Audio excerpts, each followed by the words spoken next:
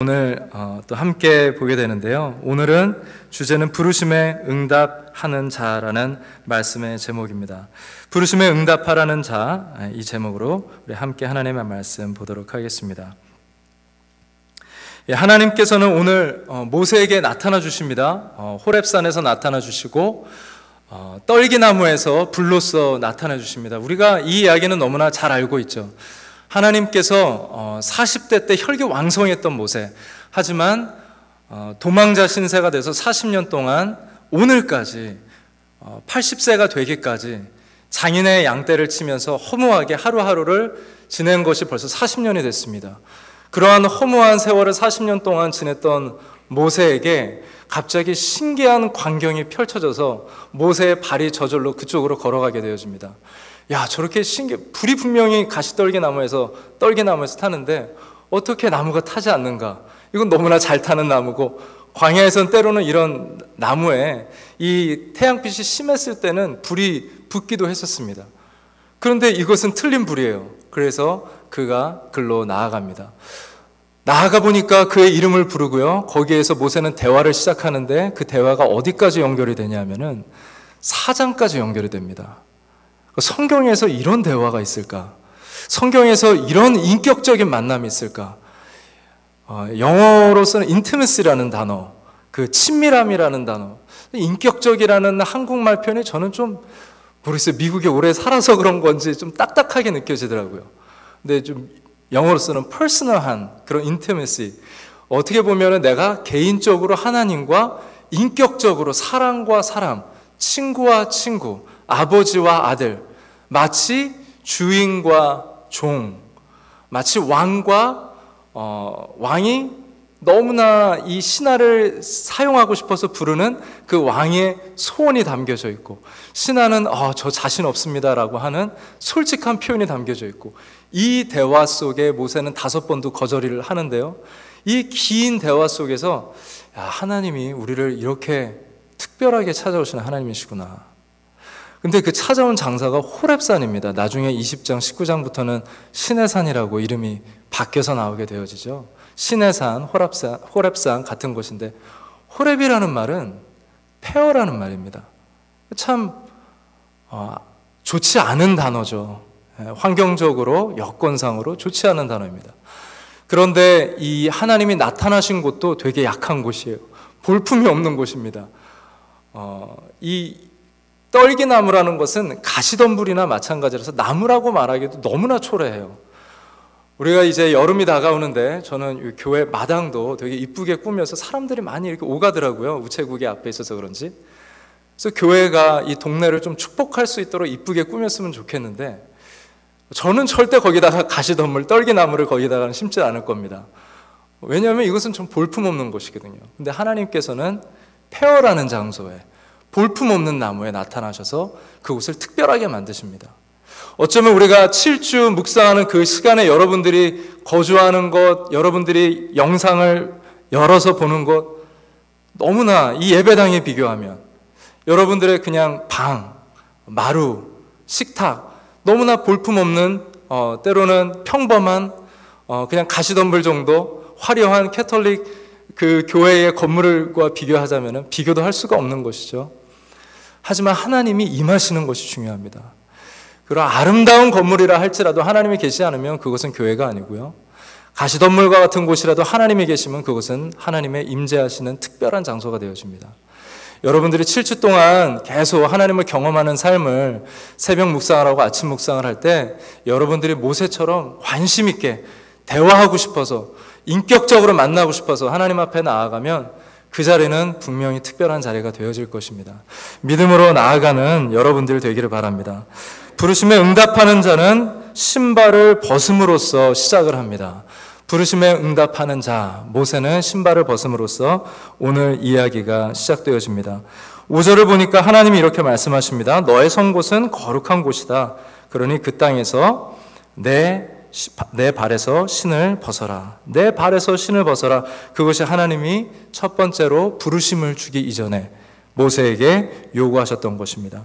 중동 문화를 보게 되어지면 아직까지도 그 이슬람 사람들이 모여있는 지역에서 레스토랑을 가게 되면 그들은 화장실에만 손 닦는 곳이 있는 것이 아니라 그들은 밥 먹는 테이블 바로 저 코너 벽 쪽에 손을 닦는 곳이 있습니다. 저도 무슬림 친구 한 명을 만나면서 레스토랑에서 밥을 먹은 적이 있는데 정말 그 처음 경험했을 때 되게 신기하더라고요. 아, 이게 종교적인 문화가 이 레스토랑 안에도 이렇게 들어와 있구나. 단순히 손만 깨끗하게 씻는 것이 아니라 그것은 손을 씻으면서 자기의 마음을 씻고 영혼을 씻는 것에 있습니다. 예수님의 시대 때도 신약에서는 우리가 잘 알듯이 손님이 집에 초대되면 종이 나와서 손에 물을 붓습니다. 그리고 다른 종이 대접으로서 그 물을 받습니다. 또 다른 종 아니면 그 종이 다시 물을 길러와서 손님들의 발을 닦아줍니다. 이 이야기를 들을 때 우리가 기억나는 것이 있죠.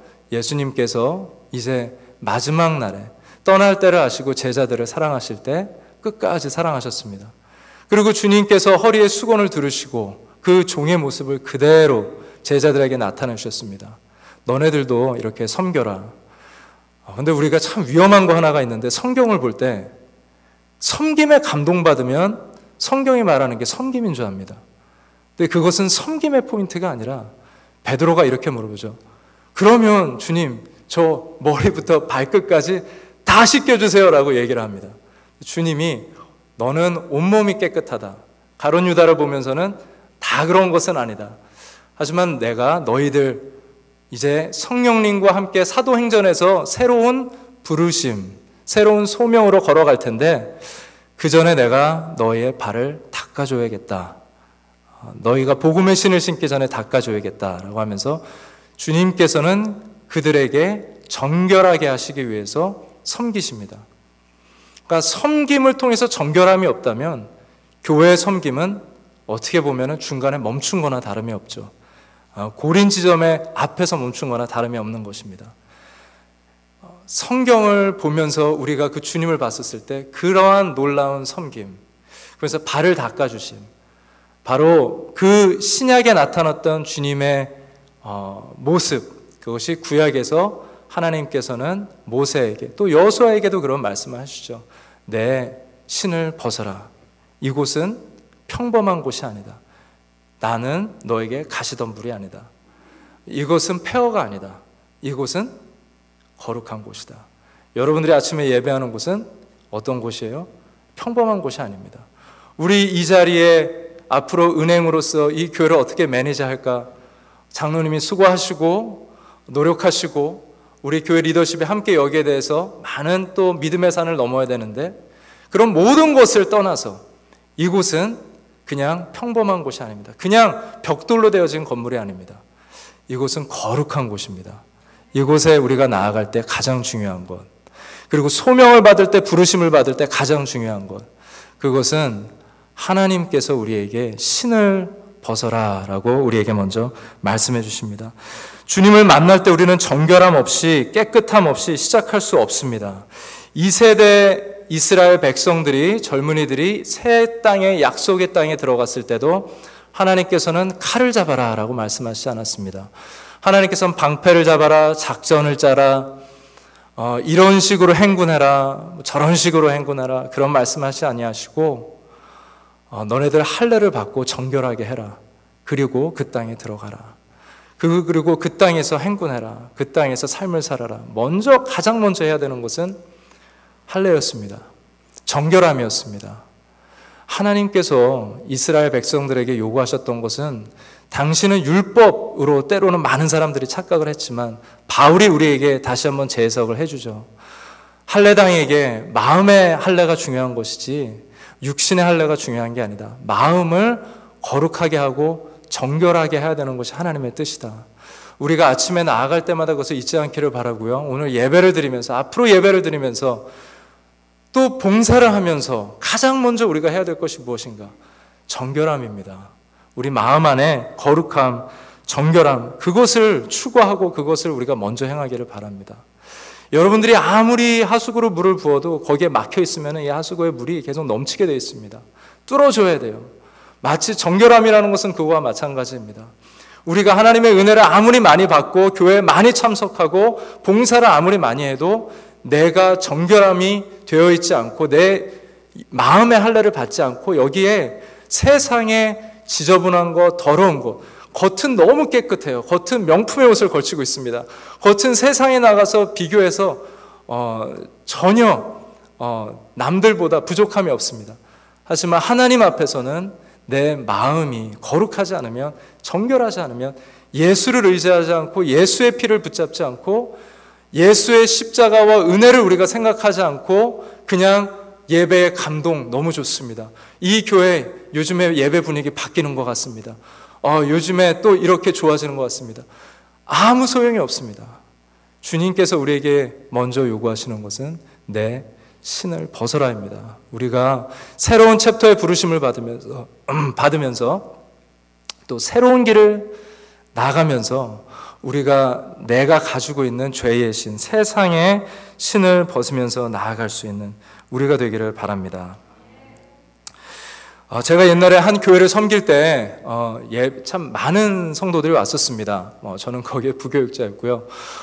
거기에서 이렇게 섬겼었을 때 학생이 한 300명, 그리고 청년이 직장인들이 또 한 200명, 또 어른들 100명 그렇게 가까이 이렇게 예배를 이렇게 드렸었는데 정말 엑스트라 의자 가져와서 막 꽉 차서 에어컨을 틀어도 막 더위가 가시지 않을 정도로 그런 예배를 드렸습니다.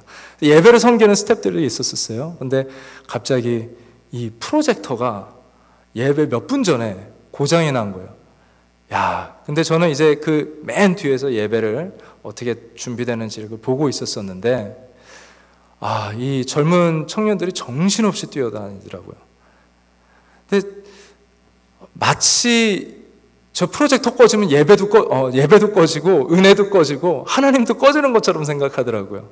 환경을 너무나 중요하게 생각하고 자기가 섬기는 거에 책임을 지는 건 너무 중요하지만 너무 선을 넘어버린 나머지 하나님의 은혜까지도 침범해버리는 좀 그런 모습을 보게 됐습니다.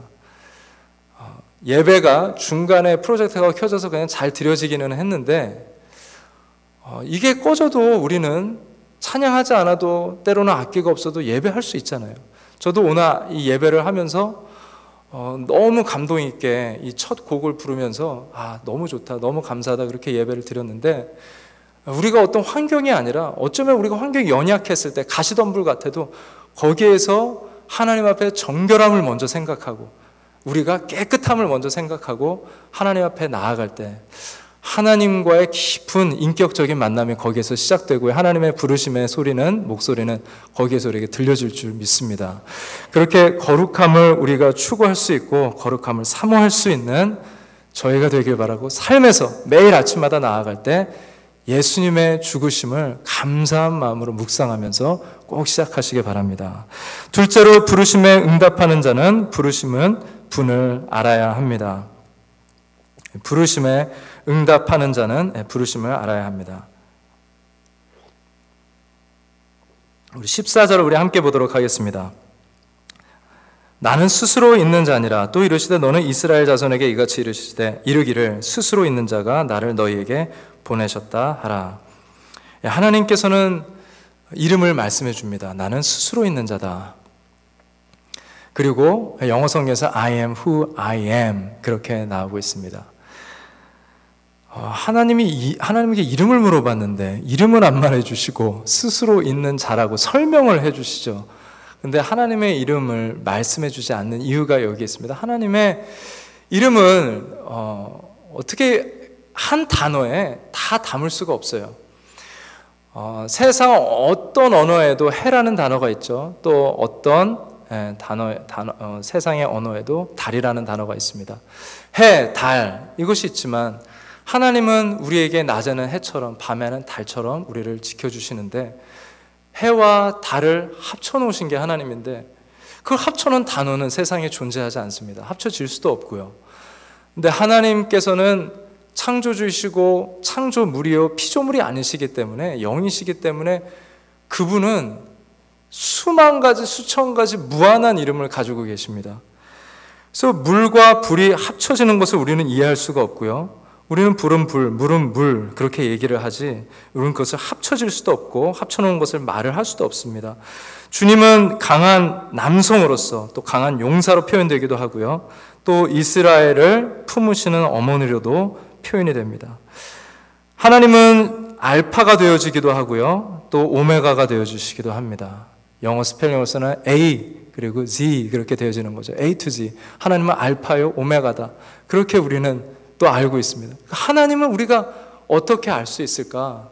그래서 어떤 신학자 그리고 어떤 성경에서는 이 하나님의 이름을 이렇게 해석해 놨습니다. I will be who I will be. 그러니까 내가 어떤 너희들에게 존재가 되어질 텐데 나는 이러한 존재가 되어질 거야. 쉽게 이해를 위한 해석으로 하면은 너네들이 나를 경험해 가면서 장래에, 미래에 내가 나를 나타낼 것이고 홍해가 갈라졌을 때 너희들은 나를 전능하신 하나님으로 알게 될 거야. 마라의 쓴물에 도착해서 내가 그 물을 치료할 때 너희는 내가 너희를 치료하는 여호와인 것을 알게 될 거야. 아멜렉이 쳐들어와서 싸움을 했었을 때 너희가 손을 들고 기도하면 내가 여호와 니시 승리를 주시는 하나님인 것을 알게 될 거야. 만나를 먹으면서 일용할 양식인 것을 알게 될 거야. 그리고 너희들이 인내심을 가지고 기다릴 때 물을 주면서 반석에서 물을 주면서 내가 값없이 주는 생수인 것을 알게 될 거야 라고 하면서 하나님의 이름은 모든 우리의 필요한 순간에 또 평범한 곳에 특별하게 임하시고 나타나시고 우리의 필요를 채워주시는 하나님 되십니다. 문둥병자에게는 문둥병자에게 치료를, 또 다리를 일어나지 못하는 자에게는 그들에게 치료를, 또 죽은 나사로에게는 또 일어나게 하는 부활의 예수 그리스도로서 하나님께서는 자신을 보여주십니다. 중요한 것은 우리가 지금 출애굽기 7주 제목과 같이 하나님을 경험하는 것.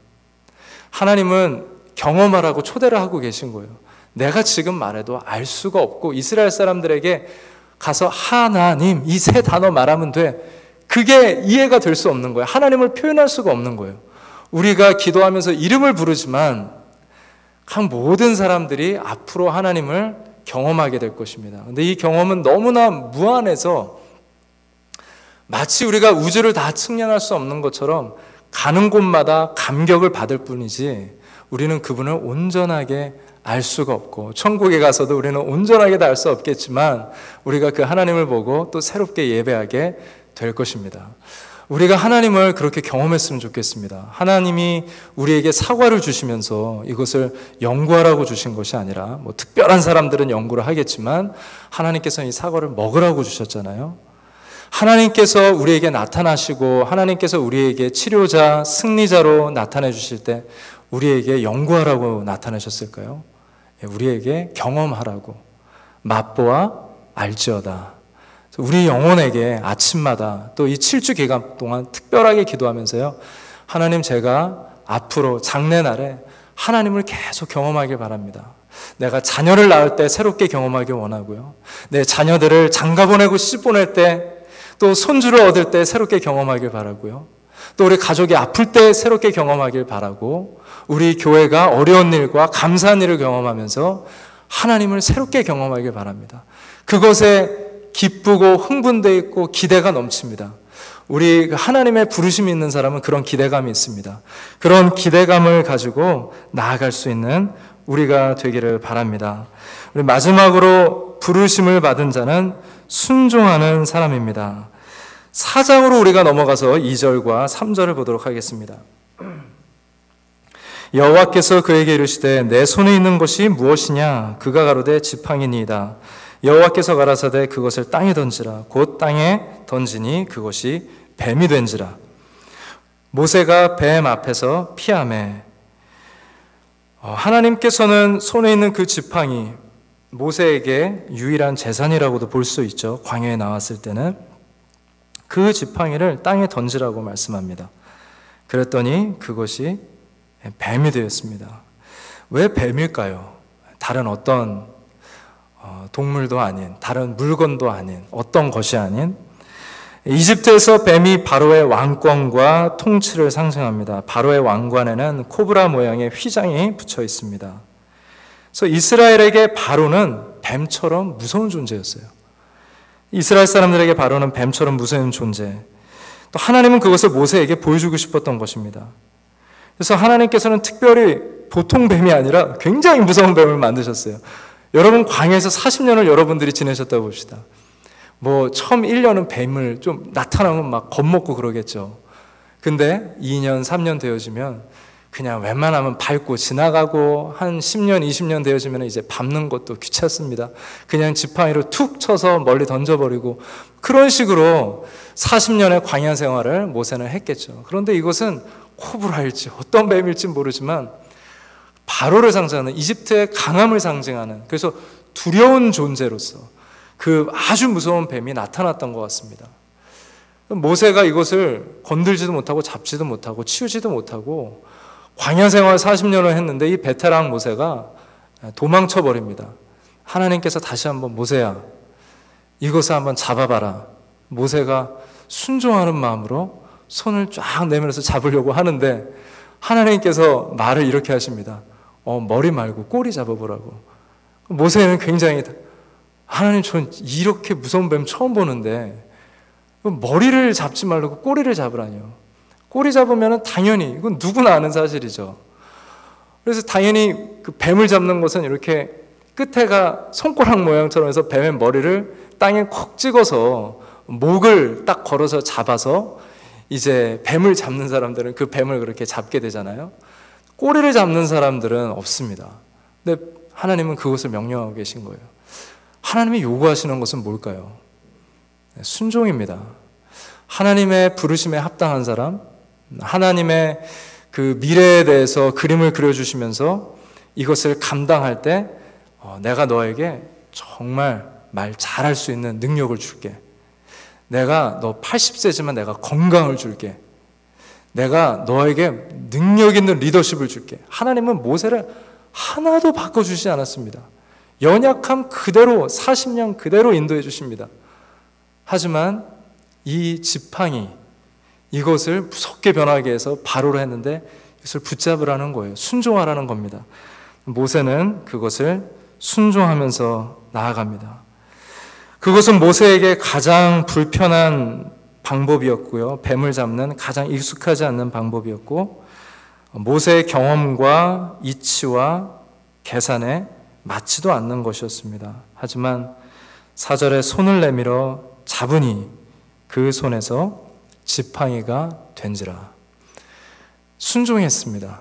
그랬더니 뱀이 다시 그냥 지팡이가 되어져 버렸습니다. 하나님이 가르쳐 주시는 건, 너가 나에게 순종하면, 나아가면, 내가 준비한 미래로 네가 걸어가면, 그러면 거기에서 바로는 너 앞에 이런 지팡이 같은 존재가 될 거야. 지금 이 세상의 모든 것, 이 세상의 모든 힘이라고 말하는 이집트가 너 앞에 지팡이 같은 존재가 될 거야. 너 손으로 잡게 될 거야. 너 손으로 분명히 그들을 잡게 될 것이다. 그리고 이스라엘 백성들을 구출하게 될 것이다. 하나님은 40대 모세에게 이 지팡이를 주시지 않았고요. 80세 모세에게 이 지팡이를 주셨습니다. 우리는 여러 가지 핑계를 둘러대죠. 하나님, 지금은 이래서 안 됩니다. 지금은 이래서 이 교회를 섬길 수 없고요. 지금은 이런 이유로 제가 함께 할 수 없고요. 제가 지금은 이런 이유로 제가 신앙생활을 할 수 없습니다. 여러 가지 이유를 우리는 핑계거리로 주 앞에 나아갑니다. 그리고 하나님이 우리에게 어떤 순종을 요구했을 때도 이것은 내 방법이 아닙니다. 하나님, 이것은 제 경험에서 이렇게 해본 적이 없습니다. 예수님께서도 베드로에게 낮은 곳, 네가 좋아하는 곳 가서 그물 한번 내려봐, 이렇게 말씀하시지 않습니다. 깊은 곳에 가서 그물 내려봐라. 저는 이해가 가지 않습니다. 주님, 저는 설교 말씀 은혜 받았는데 지금 말씀하시는 것은 이해가지 않습니다. 하지만 제가 말씀을 의지해서 순종해서 제가 한번 그물을 내려보겠습니다. 그때 베드로는 예수님을 경험하면서, 이분은 정말 정말 놀라우신 분이구나. 그때 베드로의 고백이 정말 멋있지 않습니까? 주님, 나를 떠나소서. 저는 합당하지 않습니다. 저는 제 생각, 제 이치, 제 방법, 하나님 앞에 합당하지 않습니다. 이렇게 하나님을 만나지 않고 신앙생활을 했을 때 우리는 내 방법, 내 이치, 얼마나 많은 교회가 자기의 방법대로, 사람의 방법대로, 어떤 목회자의 방법대로, 어떤 리더십의 방법대로, 어떤 당회의 방법대로 교회가 인도되고 있습니까? 어떻게 정말 많은 교회가 인도를 이렇게 되어지고 있습니까? 하지만 정말 우리가 앞으로 이 교회를 나아갈 때 정결함, 순결함, 하나님을 경험하는 기대하는 마음들, 그리고 하나님 앞에 순종하는 마음, 핑계를 대지 않고 하나님 제가 순종하겠습니다. 정말 이번에는 제가 한번 경험해 보겠습니다. 7주 동안 하나님 맛보길 원합니다. 경험해 보길 원합니다. 그렇게 나아갈 수 있는 예배자들, 순종하는 자들, 하나님을 경험하는 자들, 하나님의 그러한 부르심을 받은 모든 예배자들 되기를 예수 그리스도의 이름으로 축복합니다. 우리 이 시간에 함께 기도하도록 하겠습니다.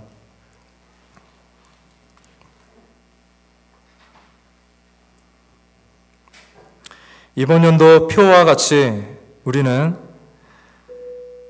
그리스도 안에서 죽고